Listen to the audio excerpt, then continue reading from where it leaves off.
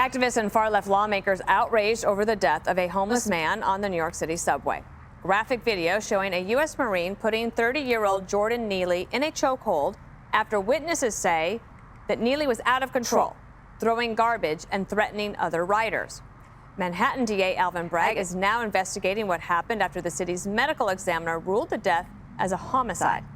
Police confirming that the homeless man had more than 40 prior arrests and reportedly had an active warrant out for felony assault. The Marine taken into custody after the incident, but was later let go without any charges at this time. Squad lawmakers lashing out against the Marine. AOC calling him a murderer. Jamal Bowman describing it as a public execution. And Ayanna Pressley says the death was a lynching.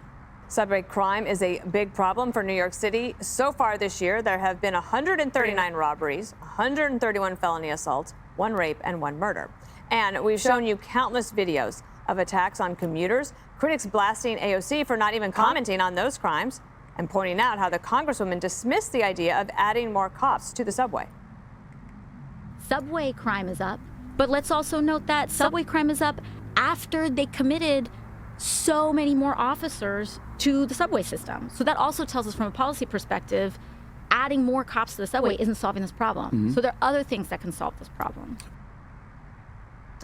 She's not taking the subway. You don't take the subway to the Met Gala. And we asked the Brain Room today, has she commented at all on any of the other crimes? Remember, for example, all the women who have been attacked? Turns out, answer is no. No, if there's a race factor, that's when she pipes up. I have a lot of respect for Eric Adams after listening to that statement. A lot of respect. You don't know what someone's capable of, and when you're trapped in a box, throttling through Manhattan underground, and this is what this guy was screaming, according to witnesses. I want food.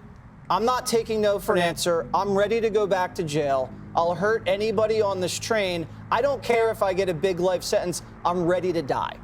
You're about this close to someone like that. And he's crazy. Mentally ill. He's an ex-con. If you're a Marine, you're trained differently. You're not a regular citizen. You have training, and that training kicks into gear. And it looked like was trying to engage this man at first verbally, and then it got physical, and he was trying to restrain him. It was an accident. He was not trying to kill this person. He was trying to restrain them, subdue him, and other men joined in him in restraining this guy. It looks like what happened was an absolute tragedy. The guy obviously doesn't deserve to die like that. And we wish it didn't have to be a Marine stepping up. We wish a police officer had been there. AOC famously said she didn't want any police in the subway. If a policeman had been in that subway car, this would not have happened. I blame this guy's father, who's not in the picture. The mother is passed away. The city says they care so much about mental health, and they let mentally ill people wander the streets threatening people. He's been arrested 40 times and had a warrant out. How many judges let this guy skate?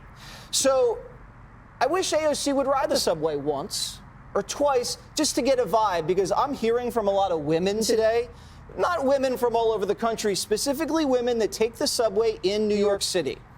And they think about this a little differently than other people, and they know what it's like.